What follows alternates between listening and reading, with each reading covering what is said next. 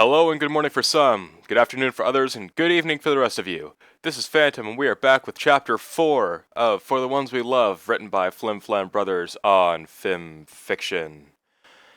Now, I'm not going to have a long-winded explanation right now. If you want to listen to me just talking my heart out, listen to the end of the video where I actually have to discuss some very serious things. Nothing bad, everything good. But, let's jump into this before I start to ramble. This is Chapter 4 of For the Ones We Love, The Party. I think of you in my dreams, hoping that we're meant to be. Spike soared through the air, his stomach burning and his heart in shambles. The fight he had just had with Sweetie Belle was still fresh in his mind. He could not believe what she had just told him, and he didn't. He heard what Rarity said with his own ears. How she thought he was a beast, and how she wished he had left a long time ago. He flew to Ponyville Park, a place he liked to go when he was upset. He perched himself on a large thick branch of an oak tree. As he sat down, he took a look at the view. The night was in full bloom, all the stars dyeing the sky like little diamonds on a dark velvet veil. He looked at Luna's moon, bright and round in the sky, yet so alone she must have been. 1,000 years in exile with no pony to comfort her, no friends, no love. It reminded him of his situation. "It's all true," he said out loud. "I'm just a big scary monster, a villain in a filly's tale." The more he thought about it, the angrier he got. She knew I had a crush on her. She knew ever since my birthday, and now she just used me to find gems. He felt the fire burn in his belly, begging to explode. "What kind of mare plays with someone's emotions like that?" he yelled, steam blowing out of his nose. He gave a loud roar as his mouth burst into green fire. A stream of molten fire was flung into the air. When the burning in his gut was gone, he stopped and looked at the flames. He always loved his fire. The color and strength behind it made him feel better, and sometimes he saw patterns in the flames. He looked closely at the jade-colored fire and was stunned. Before the flame flickered out, he could have sworn the flames were in the shape of a heart. His heart started to ache. Who am I kidding? I love her. He took a deep breath. Why did he have to love some pony who could never love him back? Spike slid from the tree and fell to the ground. A pain spiked in his stomach, but he ignored it. It was nothing compared to the pain in his broken heart. Slowly, he began his journey home. Normally it would take him 30 minutes or less to get to the library, but he wasn't focusing on going home, just on walking in the night. Spike heard the steady beat of music calling in the distance as he was walking. Confused, he started to follow the noise. It led back to the treehouse. All the lights were on, and there was a strong aroma of cake in the air. Another Pinkie Pie party, he had thought to himself as he smiled. He could really use some cheering up right now, and what better way to get happy than at a party? He slowly opened the door to the library, only to be met with an explosion of confetti. Surprise!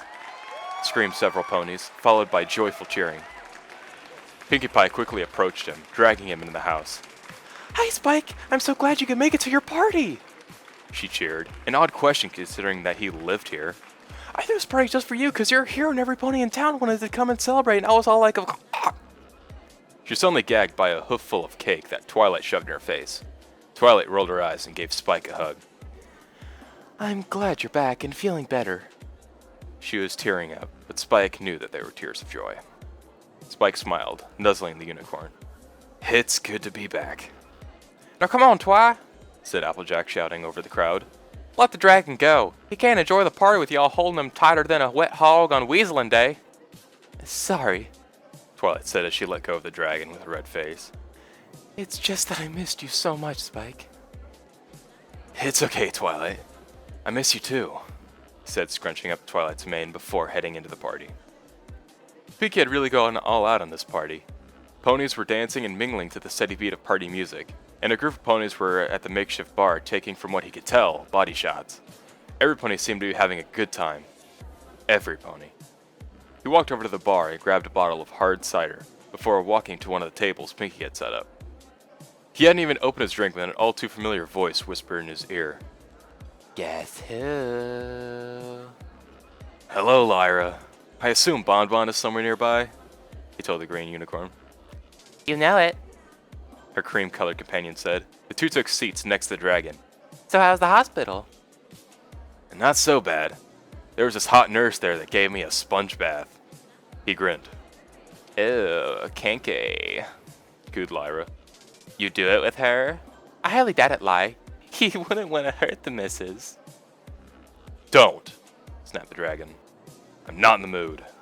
Bonbon saw how serious the dragon looked and quickly tried to change the subject. So, do you have any scars? Yeah, come on, show us. Well, I have this one on my eye, he said, pointing to his face. Whoa, gasped Lyra.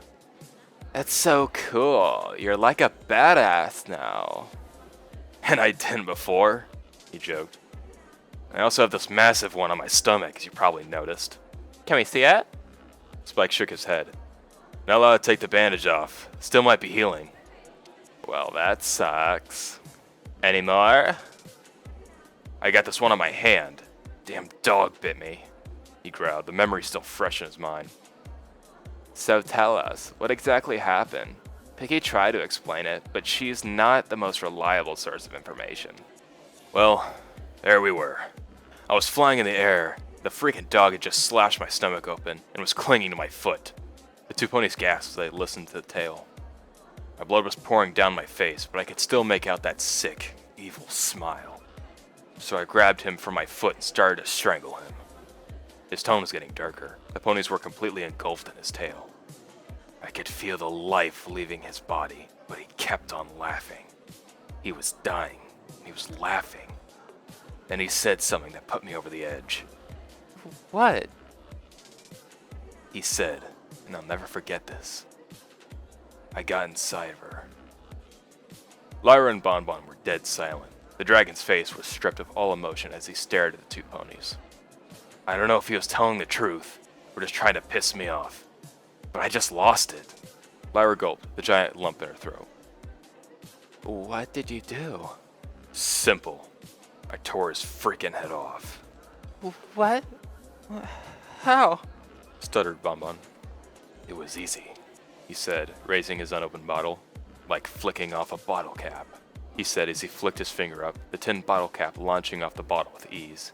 It spun in the air before landing on the table with an eerie clang. Spike lifted up the bottle to his lips as he quickly emptied the contents of the bottle into his mouth. He dropped the bottle on the ground and looked at his friends. There was a look of shock frozen to their face. I'm going to get some air, he told them. He didn't know if they heard him or not. To be honest, he didn't care. He slowly pushed through the crowd of ponies and headed upstairs to the balcony. The air was still cool and the sky was still clear as Spike headed out on the balcony. He leaned on the balcony and looked down on the town that he called home. He ran his claw down his face. He thought of what he just told Lyra and Bonbon. He would have to apologize to them. Didn't do anything to deserve that. He was just so consumed in his thoughts that he didn't hear the purple mare coming from behind him. Spike, is everything okay? She asked him, walking up next to him. Of course. Never better. Spike, you know you can't lie to me, no matter how hard you try. Spike smiled at Twilight's comment. Come on, Spike, you can tell me anything. You know that. All right, Twilight, I'll tell you, he said as he explained what happened at Rarity's. 5 asterisks. When did it get? Still got that. I think it's always 5. 5 asterisks. Will you hurry up? You've been in there for over an hour. Sweetabelle screamed at her sister through the door of the bathroom. The party already started. Rarity had just walked out of the bath. All the blood and grime that was stuck to her coat had vanished. Her hair was steamy and hung in an almost seductive manner. I'm almost done. I just need to decide if I'm going to wear my hair up or down. Oh, my Celestia, who gives a buck what your hair looks like? Sweetabelle yelled from beyond the door. Sweetie Belle, a lady never goes out in public with her hair out of place. Ah! Groaned Sweetie, clearly irritated by her sister and her obsession with her hair. Fine, if you don't hurry up, I'm just gonna go to the party myself. She got an idea. Think of all the reactions every pony will have if they find out you're late for the party. It'd be very unladylike of you. Rarity's mind quickly snapped back to reality. As she quickly shook her mane, it fell magically to her normal style. Coming, I'm coming, she said as she ran into the door. Come on, sweetie. Hurry up. We can't be tardy. Sweetabelle facehuffed at the last comment as she followed her sister out of the boutique. 5 asterisks! Twilight listened to every word that Spike had to say, and she could not help but feel bad for him. He was, after all, like a little brother to her. Spike, if you feel that way about her, you should go tell her that. Because, he tried to say, but there was nothing but depression in his voice, and he feared he would cry again. And if there was one pony he didn't want to cry in front of, it was Twilight. Look at me, Twilight. Rarity always wanted a prince. She deserves a prince. I'm just a dragon. A monster in fairy tales. She just thinks of me as a mobile pincushion and a stupid little crush. That's not true, Spike, Twilight said as she slowly stroked the dragon's arm. You're more to her than a pincushion. You're her friend. That was not what the dragon wanted to hear. That's part of the problem. I've always loved her. I'm stuck in the friend zone. She always wanted her perfect stallion, and that's not me. He sighed, looking towards the mountains where the large castle-like city of Canterlot was located. Maybe I can reintroduce her to Prince Blueblood. I heard he wasn't a jerk anymore. Twilight felt a wave of compassion wash over her for her dragon. She quickly moved over to hug the big dragon. The warmth of his body warmed her heart. You're a great guy, Spike, and you can't let any pony tell you otherwise. She looked up into his emerald eyes right before giving him a quick kiss on the cheek. I love you, Spike. I know you do, he said, giving the unicorn a tender kiss on her forehead. She broke away from the dragon, smiling, and headed to the door. Heading back inside, Twi? Yeah, I'm gonna get some more cake. She looked back in the house. Besides, I should probably give you two some privacy. Spike scrunched up his scarred eye with confusion. 2? Twilight smiled as a white mare walked to the door, her mane a deep purple, and the blue eyes he had fell in love with. Twilight gave Rarity a hug before leaving. Please be careful with him. He means so much to me, and I don't want to see him hurt again. Don't worry, darling, the white unicorn reassured her. Never again. And with that, Twilight left downstairs, closing the door magically behind her. Spike was sure he was going to have a heart attack. His stomach rose, and he felt weak around his legs. Some of it may have been a result of his injuries, but he couldn't help but feel this way as Rarity slowly made her way over to Spike. Spike tried to keep his voice as calm as possible, but he knew that he couldn't. So, how long have you been here? Long enough to know that Blueblood is still a jerk, she responded, inching closer and closer to Spike. And how do you know that? Darling, I make trips to Canterlot all the time. It's where I find new styles for my gala dresses, she told him as if it were obvious. I tried to talk to him once, and he still hasn't the slightest idea how to treat a lady. Oh, he said, trying to hide a smile. I'm sorry you had to put up with him again. Don't be, she smiled. He's a jackass. The two laughed a little as they stared out at Luna's beautiful night. The moonlight seemed to make Rarity's diamond white coat shine even more than usual, as her whole body was like a perfect gem. Two just stood there in the night, not saying anything. So is that how you really feel about me? Rarity asked, breaking the silence. This was it. Spike knew this was his chance to finally tell her how he truly felt. His heart told him to let it all out, to tell her the truth, but for some reason he couldn't. He just froze up. Spike knew full well that the silence was going on for much too long, and he needed an answer for her. He was starting to breathe heavily, trying to calm his nerves. Spike, are you alright? Asked Rarity, concerned for her dragon. He stopped breathing and quickly shook his nerve away. He summoned whatever courage he had laid in his bowels for an answer. He knew exactly what to tell her. Rarity, I've always loved you. But you always wanted a gentle cold, and that's not me. It's like you said, I'm just a beast around you. Spike, no, she started to say before getting cut off by Spike. Rarity, all I ever wanted for you was to be happy, and you won't be happy with a monster like me. I just want what's best for you. Rarity's eyes were watery. You're not a monster, Spike. That's what I heard you say, back in the hospital, when you were yelling at Twilight. You told her that she should have just let me go horrid like all the other dragons, instead of keeping me. I was tired, and I was hungry, Spike. She said, streams pouring down her face. I didn't want to leave your side for a second. I didn't mean anything I said. I even broke down outside the room, trying to take everything back. I would never try to hurt you, Spike. Rarity, he began. You're the most beautiful and generous pony in all Equestria. No pony even comes close to you. You're an element of harmony, for Luna's sake. I'm just janitor for an OCD unicorn who's fallen asleep and drooled on half the books in the library. Spike took in a final breath. I understand if you don't want to talk to me anymore. Rarity felt a rush of sadness crawl up her body. She had not realized how much she had hurt the dragon. It pained her to see Spike like this. The dragon she had grown to love was in pain for her. He had done so much for her and treated her like a princess, and even though she caused him so much distress, all he wanted was for her to be happy. She had been so selfish over these years. Some element of generosity she turned out to be. Rarity's tears just got larger and shinier, so Spike wiped her tears away. Please don't cry. I hate it when you cry, he said, flicking another salty tear off her face.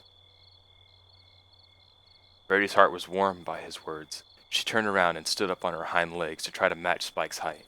She looked into his caring, beautiful green eyes and said something that she should have said a long time ago. Spike, I'm sorry I hurt you so much. Everything I said at the hospital, I meant nothing, and I assumed your crush on me was just a cute little phase. But after your birthday, I found out I had feelings for you. But you were young, and I thought we'd just grow out of it. But as you got older, you became more caring and sensitive than any colt or stallion in this town. You were always there for me, even when my so-called gentle colt weren't.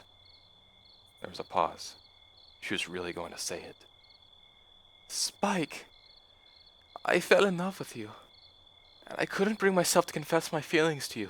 I'm so sorry for this. All your pain, your depression, it's all my fault. Rarity finished with tears pouring down her cheek. Spike smiled back at her, wiping her tears away with a gentle, loving stroke of his claw. Rarity, I will always love you. It doesn't matter who you choose to be with. I'll always be there for you. Rarity continued to cry, only this time into Spike's chest as she embraced him. Spike welcomed this, slowly stroking his claw down her mane.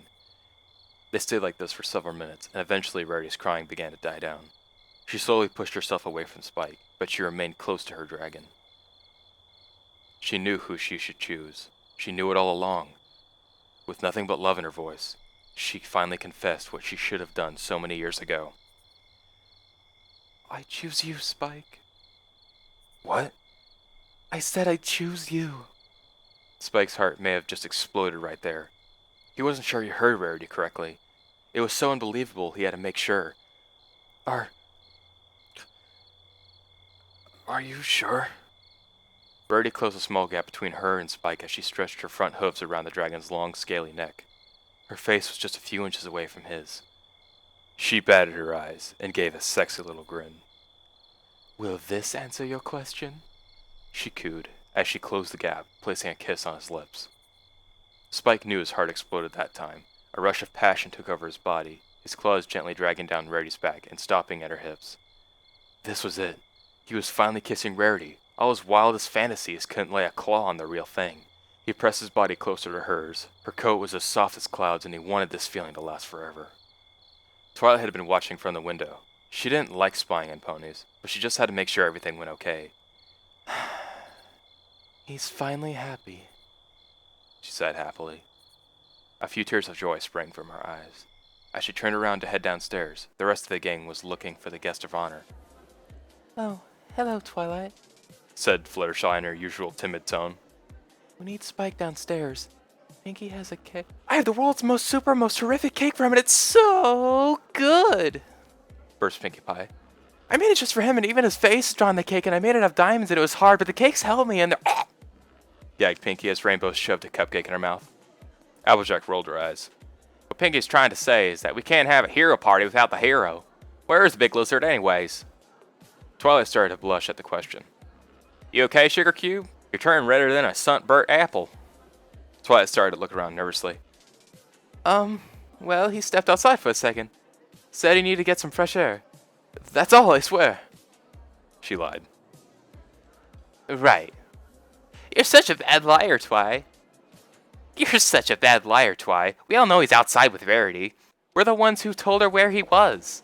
We just want to know what's taking so long. Well, for your information, they're a little busy at the moment, and they'll come out when they're good and ready, said Twilight, steering the ponies away from the lover's door. And I suggest we head back downstairs and let them join us when they're good and ready. Rainbow's face went blank, wondering what she had meant. It took a few seconds, but soon her eyes went wide, realizing what she'd meant. Oh, she groaned, flying down the stairs. The rest of the ponies just laughed as they followed her down. Twilight stood at the top of the stairs. She looked back and smiled before following the rest of the ponies down to the party. The two lovers parted from their kiss, staring deeply into each other's eyes. Rarities gleamed as Luna's moon reflected in them, the stars nothing in comparison. They just stared at each other for what seemed like forever. Rarity was the first one to speak, breaking the silence with her gentle, love-struck voice. Green certainly is a nice color. Spike grinned. You think? He said in his playful tone, checking out his body. Of course, darling. You made me realize that. She smiled, nuzzling Spike. Slowly, the nuzzle evolved into another kiss. This one was more passionate, as the two locked themselves in another embrace, the adrenaline coursing through their bodies. Spike felt a little push in his mouth, something wet. He gladly parted his lips as she stuck her sweet-tasting tongue into his mouth. Soon he had his snake-like tongue in her mouth. She let out a moan of pleasure as the kiss became more and more passionate. The two were so busy, they didn't even notice the rain that had started to pour down on them. Seconds later, Rarity slowly pushed him down to the ground. Spike let himself fall to the balcony floor as the rain poured down on his body. As soon as he hit the ground, he felt a jolt of pain in his stomach and shot back up. Rarity looked concerned but was put at ease when Spike gave her a playful grin. Rarity slid herself on top of Spike's wet body. The rain was really starting to come down as it soaked the two. Rarity's hair started to uncurl from the rainwater, somehow becoming even more beautiful. She looked up to the raining sky. Most beautiful night ever, Rarity said, looking up at the sky. Spike smiled. Most beautiful pony ever. Rarity turned back to her dragon. He had that heart-melting smile that she loved. She dove back into his mouth as the rain showered her back. I love you, Rarity, Spike said between kisses. I love you too, Spike. The two spent the entire night in the rain, doing that which only two that were in love can do. And that was Chapter 4, The Party of For the Ones We Love, written by Flim Flam Brothers. Now, for those who are going to stick around, just listen to me talk for a second. I'm not going to create an excuse why I didn't upload it so long. I know it was like a year and a half since I uploaded, I think it was this story. It's just after not uploading it for so long, I just really wasn't in the mood to do it again, try to continue it. And that sucks. That's a shitty feeling. That really is. When that's what people like to see and people like to hear. But I mean, you could call me, you know what? You can call me the Gabe Newell of fan fiction, or just stories in general. I'm so lazy with this channel. I should really get on a schedule, but fuck that scheduling. In any case, while I'm on this when I want to read, I think I'm actually going to try to get this done. Fingers crossed. Get the next one out maybe next week, because this really wasn't as bad as I thought. Because usually for me it's like 40 minutes of recording and then it's like an hour of editing. And maybe I'm just the laziest of bastards and can't focus on anything, because that is actually legitimate. I can't focus on shit, as you can tell by my readings, or you tell by my ramblings. Anyway, that aside, for chapter 5 and on, I'm gonna have another YouTuber help me. His name is Brad the Browncoat Brony. He got in contact with me. We talked, and he knocked it out of the park. So I'm going to leave a link in the description to his channel so you can check him out. Other than that, I really don't know what else to say. I've rambled for 2 minutes. Wow. All right. Thank you, ladies and gentlemen, for listening to my reading today. Come back next week. Hopefully we'll have another one. Fingers crossed again. In any case, thank you for listening. Hope you enjoyed. Remember to show that support if you love this series. And light a fire in the comments under my light a fire under my ass in the comments. Try to get this done. And on that note, have a wonderful, beautiful day, you people. And I will see you in the next reading. Peace.